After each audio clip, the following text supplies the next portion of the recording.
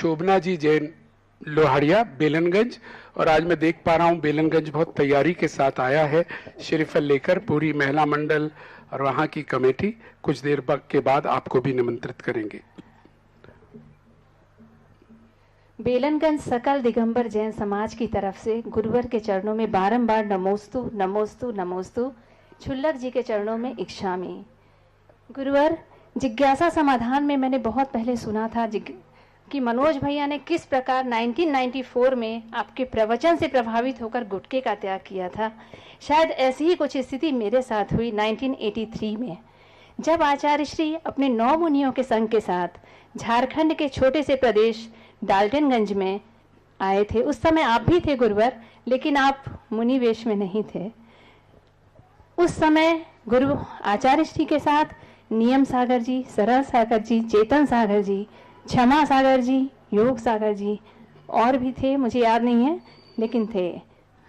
उस समय अपनी गलती कहूँ या भूल कहूँ, मैंने मुनिराज के दर्शन भी पहली बार किए थे, क्योंकि डाल्टनगंज एक ऐसा प्रदेश है जो जंगल से घिरा हुआ है और वो नक्सलाइट बेल्ट है, तो फिर उधर मुनिराजों का आवागमन होता नहीं है। तो उस समय जब मैंने आचार्य श्री को आहार दिया तो लोगों ने कहा कि तुम त्याग करो, और मुझे सच बताऊं तो मुझे त्याग का मतलब भी पता नहीं था। तो लोगों ने कहा कि तुम्हें जो चीज़ सबसे अच्छी लगती है वो छोड़ो। तब मैंने आवेश में आकर के गुरुवर के सामने ब्रेड बिस्किट का त्याग किया, और आज भी उन्हीं के आशीर्वाद से मुझे इसके पालन में कोई बाधा नहीं हुई। अब गुरुवर, मैं अपनी जिज्ञासा रखती हूँ, आज के इस भौतिकवादी युग में धार्मिक शिक्षा तो जरूरी बहुत है, लेकिन उसके साथ साथ लौकिक शिक्षा भी बहुत जरूरी है। लेकिन कहीं कहीं ऐसा होता है कि बहुत सारी बातें स्कूल में ऐसी पढ़ाई जाती हैं जो कि हमारे आगम के विपरीत हैं। जैसे कहते हैं चंद्रमा पे कोई नहीं पहुंच सकता, सूर्य पृथ्वी के चारों ओर चक्कर लगाता है, और इसी तरह के और भी सवाल, जैसे सूर्य पहले है, चंद्रमा बाद में है। तो गुरुवर, बहुत ही कंफ्यूजन की स्थिति है, बच्चों को कैसे समझाएं? मेरी जिज्ञासा का समाधान करें। पहली बात तो आपने बहुत पुरानी बात कही, डाल्टनगंज की स्मृति आई। बड़ी कड़ाके की ठंड में प्रवेश किया गुरुवर, बहुत ज्यादा ठंड। यहाँ इतनी ठंड थी कि हम लोग रास्ते में विहार करने में भी एक महाराज चलते चलते बीच रास्ते में खड़े हो गए।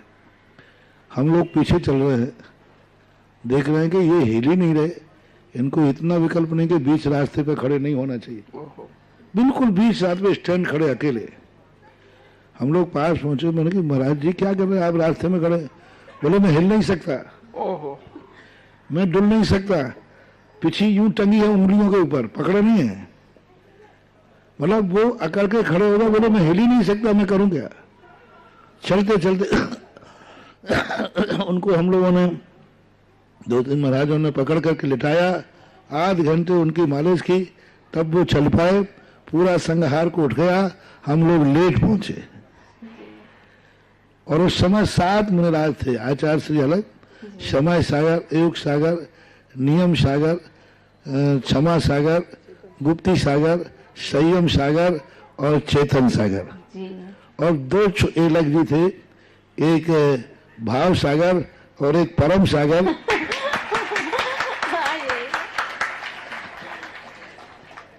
और उस समय डाल्टनगंज गए थे, काफी ठंड में। वो ऐतिहासिक बिहार शिखर जी का रहा था। जहां तक विज्ञान की बात है, विज्ञान सदा अधूरा है। विज्ञान अंतिम निर्णय करके नहीं दे रहा है। कल तक वही विज्ञान कहता था एक सूर्य है, आज कह रहा है 2 सूर्य हैं। पहले कह रहा था कि सूर्य चक्कर लगाते हैं पृथ्वी के, और अब पृथ्वी के चक्कर की बात जब आती है तो उसके संबंध में सभी एक मत नहीं है। तो विज्ञान सदा अधूरा है और धर्म हमारा सदा पूर्ण है। ये जो विमान है, कई विमान जो आकाश में है, जल के आश्रित है, पृथ्वी के आश्रित है।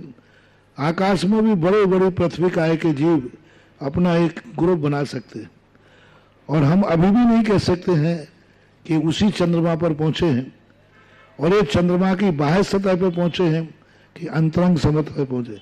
हमारे अनुसार वहाँ देवता रहते हैं और देवताओं के घरों में चाहे कोई विमान हो चाहे मनुष्य हो, वहाँ मच्छर भी प्रवेश नहीं कर सकता। विज्ञान की बात तो बहुत दूर रही। तो ये चंद्रमा की किस सतह पर पहुंचे हैं, कहाँ पहुंचे हैं, अभी ये पूर्ण निर्णय नहीं। जो उन्होंने फोटोग्राफ्स दिए हैं उन फोटोग्राफ्सों पर विश्वास नहीं करना। ये फोटोग्राफ्स अभी कंफ्यूज हैं। जिस ढंग से मिट्टी में उन्हें गड्ढे दिखाए हुए हैं, ये गड्ढे चंद्रमा के गड्ढे हो ही नहीं सकते, क्योंकि वहाँ का जो वातावरण है वो अलग है। अभी भी विज्ञान इस बात को, आगे आने वाला विज्ञान जरूर इसका खंडन करेगा कि हम चंद्रमा पर नहीं पहुंचे। अपन को अपना विश्वास नहीं खोना है, ये उनके मत हैं, वो खोज रहे हैं, हम खोज चुके हैं। नमोस्तु गुरुदेव। चलिए शोभना जी, आपने स्मृति के तार झंझोड़ दिए और बहुत सुंदर प्रसंग हमें भी सुनने को मिला। जरा शोभना जी के लिए तालियां बजा दीजिएगा। और एक अच्छा प्रश्न है और ये आती है बार बार बच्चों के सामने कन्विंस करने के लिए, कैसे कन्विंस करें, और पूज्य श्री ने उत्तर दिया, अपन को वैसे ही समझाना चाहिए।